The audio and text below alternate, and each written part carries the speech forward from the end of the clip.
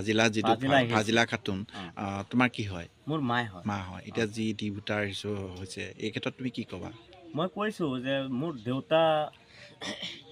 আসামৰ হয়, মোৰ মা কেনেকৈ বাংলাদেশী হয়? মোৰ ডকুমেণ্টছ অ'কে ইয়াতে 10ত মানে ভোট মানে খালি দিয়া বাকী 10ত মানে দিয়া আহিছে ইয়াৰ আগৰ পৰা ভোট দিছে 11ত মানে লাষ্ট ভোটটো 11ত মানে দিয়া নাই ইয়াৰ আগৰ পৰা ভোট দিছে এতিয়া ধৰক মোৰ মায়ে কেনেকৈ বাংলাদেশী সিহঁতৰ ভাই ককাই আছে ভাই ককাই ভোট দি আছে ভাই ককাই ইয়াতেই আছে সিহঁতৰ একো হোৱা নাই মোৰ মাৰ কেনেকৈ বাংলাদেশী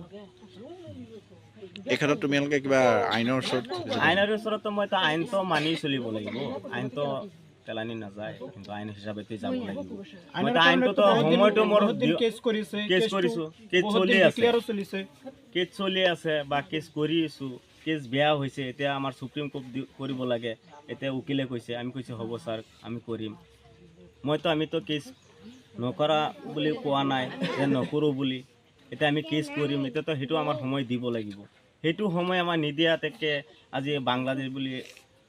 ঘোষণা কৰি দিলে সেইটোতো কেনেকৈ